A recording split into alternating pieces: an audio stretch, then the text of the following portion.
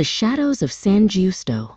The climb to the top of the hill was steep, but Amy and Julian didn't stop until they reached the massive stone walls of the Castello di San Giusto.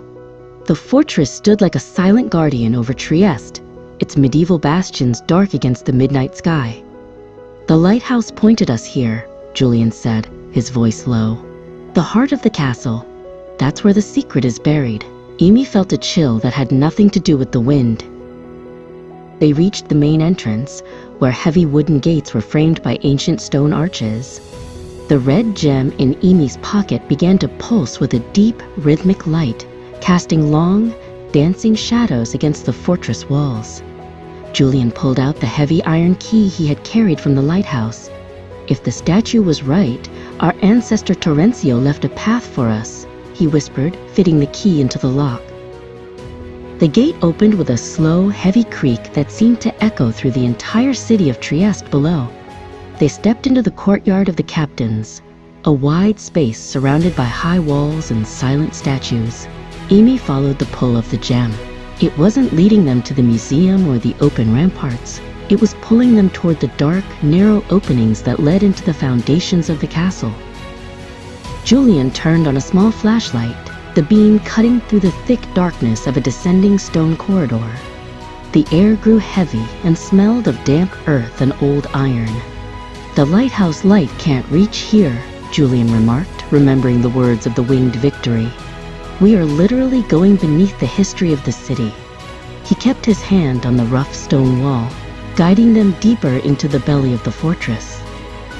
They reached a lower chamber filled with old stone fragments and broken Roman columns.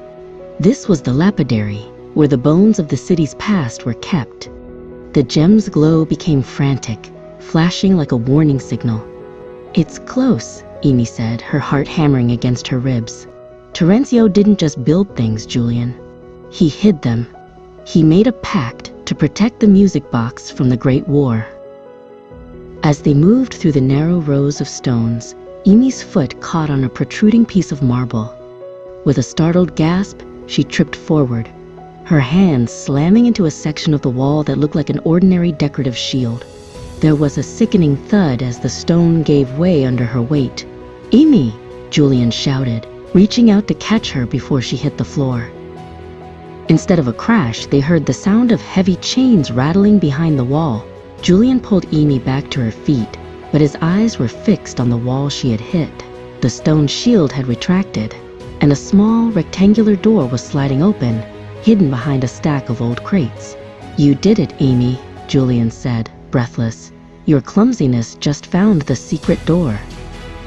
They squeezed through the opening into a tiny, hidden room that wasn't on any map of the castle. In the center sat a heavy wooden chest wrapped in rusted barbed wire, a grim reminder of the Great War.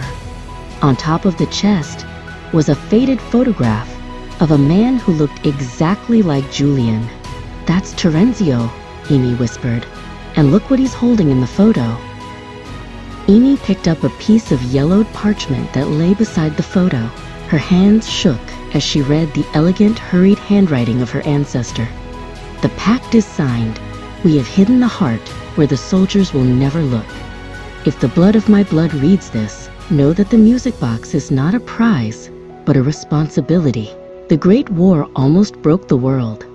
The box must never be used to do it again." Julian reached for the lock on the wire-wrapped chest. As he touched it, the red gem in Amy's hand and the iron key in Julian's pocket began to vibrate in perfect unison. A low hum filled the room, the same sound they had heard at the lighthouse. "This is it," Julian said, looking at Amy.